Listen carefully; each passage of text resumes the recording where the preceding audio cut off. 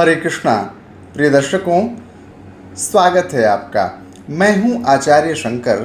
मैं आपको बता रहा हूं कि आपकी कुंडली के ऐसे कौन से ग्रह हैं जो आपको बीमारी देते हैं, और यदि वह बीमारी होने का खतरा आपकी कुंडली में है तो उसका बेहतर समाधान क्या है। दर्शकों, आज के कार्यक्रम में मैं आपको बताऊंगा कि बड़ी बीमारियों का खतरा कौन से ग्रह योगों के कारण होता है। यदि उसकी जानकारी पहले ही लगा ली जाए तो बड़ी बीमारियों के खतरे से हम कैसे बच सकते हैं, इसका बेहतर उपाय भी मैं कार्यक्रम के अंत में बताऊंगा। आइए कार्यक्रम की शुरुआत करते हैं। दर्शकों, हमारे यहाँ कहा जाता है, पहला सुख निरोगी काया। यदि आपका शरीर स्वस्थ रहेगा तो आप जीवन के सारे विषयों का आनंद ले पाएंगे।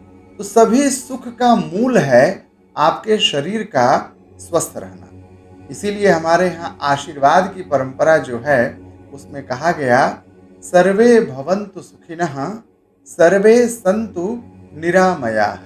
सभी सुखी हों और सभी निरोगी हों। तो यह निरोगी काया मिलेगी कैसे?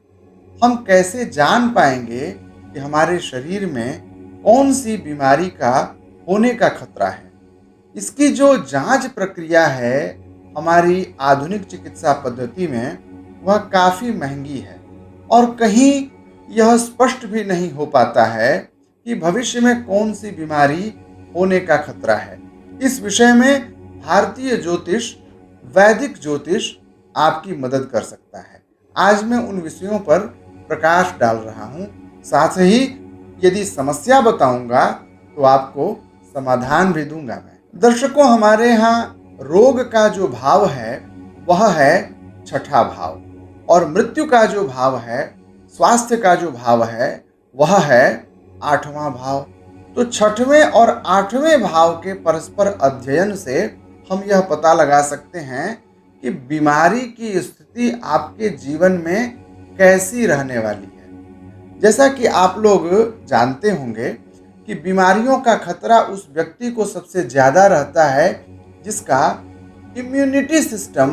इम्यून सिस्टम जिसकी इम्यूनिटी कमज़ोर हो, यानी कि रोग प्रतिरोधक क्षमता जिसकी घट जाएगी, उसको उसके शरीर में रोग से लड़ने की क्षमता का अभाव हो जाएगा। यह होता है हमारे यहाँ यदि लग्न का स्वामी ग्रह छठे भाव में बैठ जाएगा तो आए दिन व्यक्ति किसी न किसी बीमारी से उलझता रहेगा, क्योंकि उसकी इम्यूनिटी कमजोर हो जाएगी। लग्नेश का छठे भाव में बैठना या लग्नेश का आठवें भाव में बैठना आपकी इम्यूनिटी को कमजोर कर देता है। और यदि छठे भाव में कुछ विशेष ग्रहों के योग बनते हैं तो लंबे समय तक चलने वाली बीमारी या लाइलाज बीमारियों को देते हैं। जैसे एक ग्रह है शनि। शनि को मंद गति ग्रह कहते हैं।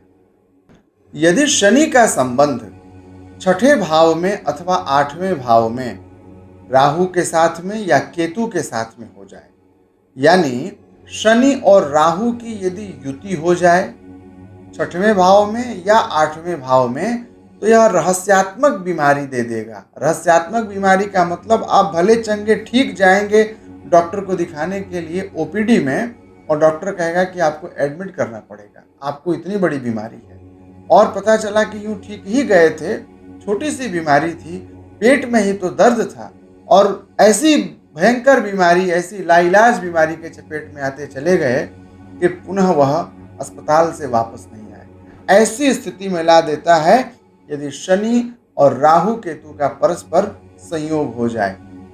ऐसा ही एक संयोग बनता है यदि मंगल और केतु की युति हो जाए। मंगल और केतु यदि आपकी कुंडली में युत हो जाएंगे तो ये चोट, दुर्घटना और अधिक रक्त प्रवाह, ज्यादा खून बहने की दुर्घटना आदि का संयोग दे देते हैं। ज्यादातर जो ब्रेन हेमरेज की संभावनाएं आजकल समाज में सुनने को मिलती हैं, अधिकांशतः लोगों को सुनिएगा, क्या हुआ? ब्रेन स्ट्रोक हो गया, पैरालिसिस हो गया, ज़्यादा ब्लड प्रेशर बढ़ने के कारण उनका ब्रेन हेमरेज हो गया। तो ये सारी समस्याएं जो होती हैं वो मंगल और केतु की युति होने के कारण है। यदि आपकी कुंडली में मंगल और केतु की युति है, आपकी कुंडली में यदि शनि, राहु और केतु की युति है, यानी कि शनि के साथ में राहु बैठा है या शनि के साथ में केतु बैठा है, तो आप सतर्क हो जाइए। आपको ऐसी कोई बीमारी हो सकती है जिसके कारण यह बीमारी लंबी चले। यह बीमारी लाइलाज हो सकती है। लाइलाज बीमारियों की लिस्ट आप देख लीजिएगा। बहुत बड़ी बड़ी बीमारियां, बहुत लंबी लिस्ट है, लंबी फहरिस्त है बीमारियों की।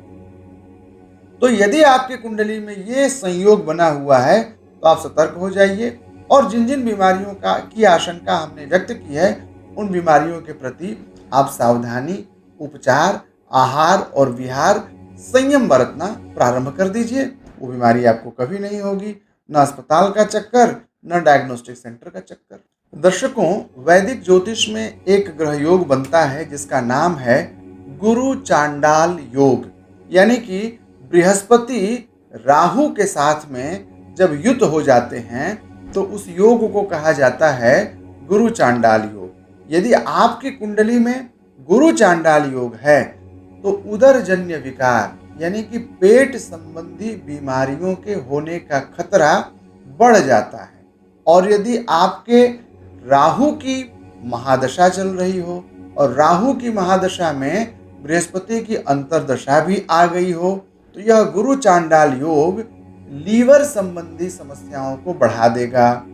लीवर की जितनी भी बड़ी से बड़ी समस्याएं आप सोच सकते हैं, उसकी कल्पना कर लीजिए। यह गुरु चांडाल योग लीवर से संबंधित बड़ी बीमारियों को देता है और पेट संबंधित जितनी भी बीमारियां हैं, लोअर एब्डोमिनल या अपर एब्डोमिनल डिजीजेस जितनी भी हैं, वह सब कुछ बृहस्पति और राहु की युति से हैं। तो यदि राहु आपका खराब है, बृहस्पति और राहु की यदि युति है, तो आप गुरु चांडाल योग की शांति अवश्य करा लीजिए और देखिए दोनों की डिग्री का अंतर, उसके अनुसार रत्न भी अवश्य धारण करिए, इससे आपको बहुत राहत मिलेगा। साथ ही साथ एक बात को मैं और जोड़ता चलूं, यदि पापक ग्रह, अशुभ ग्रह यदि त्रिक भाव में जाकर के बैठ जाएंगे, 6वां भाव, 8वां भाव और 12वां भाव, ये 3 भाव त्रिक भाव कहे जाते हैं। यदि पापक ग्रह, अशुभ ग्रह यदि त्रिक भाव में बैठेंगे तो लंबी बीमारी और लाइलाज बीमारी के होने का खतरा बढ़ा रहेगा। याद रखिएगा, यदि 6वें भाव का और 8वें भाव का परस्पर इंटरचेंज हो जाए, यानी कि 6ठे भाव का स्वामी ग्रह 8वें भाव में और 8वें भाव का स्वामी ग्रह 6वें भाव में बैठ जाए, तो भी यह स्थिति बनती है। ऐसी ही स्थिति 12वें भाव के साथ में भी होती है। 6वें भाव का स्वामी 12वें में और 12वें भाव का स्वामी 6वें में, 8वें भाव का स्वामी 12वें में और 12वें भाव का स्वामी 8वें में। यदि ये परस्पर इंटरचेंज होते हैं तो भी लंबी बीमारी और लाइलाज बीमारी होने की आशंकाएं व्यक्त की जाती हैं। यदि ऐसी स्थिति आपकी कुंडली में बनी है तो उस ग्रह को और उस ग्रह से होने वाली बीमारी का आकलन योग्य ज्योतिषी से समझ लीजिए और उस बीमारी के प्रति बरती जाने वाली सावधानियों का आप अध्ययन करके आप चौकन्ने रहिए, सावधान रहिए और जहां कहीं कोई छोटा मोटा सिम्टम नजर आए, चिकित्सा कर लीजिए। आप बिल्कुल निश्चिंत रहेंगे, न तो अस्पताल का खर्चा और न तो डायग्नोस्टिक का खर्चा। बिल्कुल इन सारी समस्याओं से आप बचेंगे और दीर्घायु। अब एक ग्रह योग की चर्चा मैं और करना चाहूंगा जिसका नाम है मार्केश। मार्केश होता है आपके द्वितीय भाव का स्वामी, सेकंड हाउस का जो लॉर्ड है वह मार्केश होता है और सप्तम भाव का स्वामी भी मार्केश होता है। एक व्यक्ति के जीवन में संभवतः मार्केश 2 बार या 3 बार आता है। मार्केश आने का मतलब मृत्यु कदाचित नहीं होता, लेकिन मृत्यु अथवा मृत्यु तुल्य कष्ट अवश्य देता है। यह देखना होता है कि आपके द्वितीय भाव के स्वामी ग्रह की दशा या अंतर्दशा चल रही है क्या, आपके सप्तम भाव के स्वामी ग्रह की दशा या अंतर्दशा चल रही है क्या, और साथ में गोचर का भी तुलना कर लीजिए। और यदि द्वितीय भाव के स्वामी ग्रह की दशा चल रही हो, सप्तम भाव के स्वामी ग्रह की अंतर्दशा चल रही हो और वे ग्रह गोचर में प्रतिकूल हो जाएं, तो यह बहुत ही घातक स्थिति बनती है। ऐसी स्थिति में जीवन को खतरा होता है। मार्केश दो प्रकार के कहे गए हैं। एक मार्केश है छुरिका और दूसरा मार्केश है करतरिका। यानी कि छुरिका जैसे कि हम पेंसिल छीलते हैं ना, ऐसे थोड़ा थोड़ा छील दिया, यानी कि संकट आएगा निकल जाएगा। दूसरा है करतरिका, यानी कि काट देना, अलग कर देना।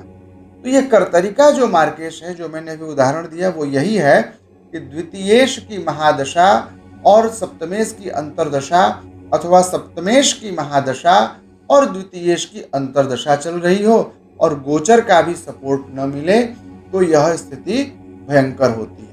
तो दर्शकों, ये तो रही समस्याओं की बात, लेकिन यदि यह समस्या है तो इसका समाधान क्या है? यदि आपने देख लिया मेरे द्वारा बताए गए ये लक्षण आपकी कुंडली में हैं, तो आप नियमित अपने घर में सूर्यास्त के बाद ललिता सहस्त्रनाम का पारायण प्रारंभ कर दीजिए। भगवती त्रिपुर सुंदरी की एक तस्वीर रखिए, घी का दीपक जलाइए, लाल फूल, जवा पुष्प, गुलाब आदि का फूल लेकर के देवी की पूजा करिए। उन्हें मीठे प्रसाद का भोग लगाइए, मालपुआ का भोग लगाइए, किशमिश का भोग लगा दीजिए, कुछ नहीं है तो गुड़ का भोग लगा दीजिए और ललिता सहस्त्रनाम का पाठ नियमित करिए। ऐसा करने से आपके ही नहीं, आपके घर में भी किसी को लंबी दीर्घकालिक अवधि तक चलने वाली बीमारी अथवा लाइलाज बीमारी नहीं होगी।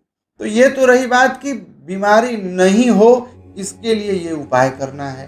अब यदि बीमारी हो जाए और बाद में आपको पता चले कि अब तो बीमारी हो गई है, तब क्या करना है?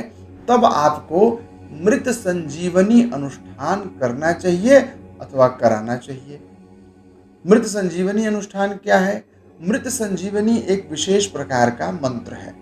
जब देवताओं को अमृत मिल गया तो राक्षसों ने जाकर के भगवान शिव से यह प्रार्थना की कि सभी देवता तो अमर हो गए। यह प्रार्थना दैत्यों के गुरु शुक्राचार्य के निर्देशन में भगवान शिव के समक्ष की जा रही थी। गुरु जी ने कहा कि सारे देवता तो अमर हो गए, लेकिन हमारे चेलों का क्या? तो भगवान शिव ने उन्हें एक मंत्र विशेष दिया जिसका नाम है मृत संजीवनी। यानी कि इस मंत्र का यह प्रभाव है कि मरे हुए व्यक्ति को भी यह पुनः संजीवित कर देता है, सम्यकतया जीवित कर देता है। जीवन दान देने वाला यह मंत्र है। इस मंत्र में महामृत्युंजय मंत्र और गायत्री मंत्र, ये दोनों मिले हुए हैं। विधिवत न्यास, विनियोग और ध्यान के साथ नाम गोत्र का स्मरण करके, तिथि नक्षत्र आदि का स्मरण करके सांकल्पिक अनुष्ठान किया जाए तो यह मान्यता है कि अनुष्ठित प्रयोग सिद्ध होता है और जिस व्यक्ति के लिए यह प्रयोग किया जाएगा वह व्यक्ति बीमारी से मुक्त होता है। कलयुग में इसका पुरस्चरण 4 गुना करना चाहिए। कहा कलियुगे तु चतुर्गुणम, कलयुग में 4 गुना प्रयोग करें तो यह बहुत प्रभावशाली होता है। 1.25 लाख मंत्र का एक पुरस्चरण होता है, 4 गुना करना यानी कि 5 लाख करना। ये बात मैं तब बता रहा हूं जब समस्या आपके सामने आ जाए, तब 4 गुना प्रयोग करना है, अन्यथा एक आवृत्ति ही पर्याप्त होती है। दर्शकों, अब तीसरा प्रयोग मैं आपको बता रहा हूं। शक्ति की आराधना करने से जीवन कभी क्षय नहीं होता। भगवती दुर्गा की आराधना करिए, दुर्गा सप्तशती के 36 पाठ करिए, संपुटित 36 पाठ। नवरात्रि के 9 दिनों में एक एक पाठ करने से 9 पाठ होता है और यहाँ पर भी मैं चतुर्गुणित आवृत्ति बता रहा हूँ। 9 चौके 36, 9 × 4 = 36। 36 पाठ करना है। संपुटित मंत्र कौन सा होगा? संपुटित मंत्र होगा रोगान शेषान अपहंस तुष्टा रुष्टा तु कामान सकलान अभिष्टान त्वामाश्रितानाम न विपन्नराणाम त्वामाश्रिताम यश्रयताम प्रयान्ति। इस मंत्र से संपुटित दुर्गा सप्तशती का पाठ करिए अथवा ब्राह्मणों से करवाइए 36 पाठ और इसका दशांश हवन 4 पाठ का हवन करा दीजिए, संकल्प सिद्ध हो जाएगा। दर्शकों, ये रही बात आपके स्वास्थ्य की समस्या की और उसके लिए बेहतर समाधान की। यदि आपके कुंडली में किसी प्रकार का ग्रह योग, दुर्योग अथवा सुयोग के रूप में दृष्ट है तो आप स्क्रीन पर फ्लैश किए जा रहे नंबर के माध्यम से हमसे संपर्क कर सकते हैं। यदि आपकी कोई जिज्ञासा है तो आप मुझे कमेंट अवश्य करिएगा। मैं सबके कमेंट का और सबके कॉल का जवाब देता हूँ। प्रतिदिन शाम 6 बजे मैं ऐसे रोचक विषयों पर एक कार्यक्रम लेकर के आपके सम्मुख उपस्थित होता हूँ। यदि इन विषयों में आपकी रुचि है तो आप मेरे चैनल को सब्सक्राइब कर दीजिए और यदि आज का कार्यक्रम आपको अच्छा लगा हो तो इसे अपने मित्रों के साथ, परिवारीजनों के साथ साझा अवश्य करिएगा। इसमें समाज का भी भला होगा और मेरा भी हो जाएगा। तो मित्रों, मुझे विदा दीजिए। कल पुनः शाम 6 बजे मिलेंगे। तब तक के लिए जय श्री कृष्ण।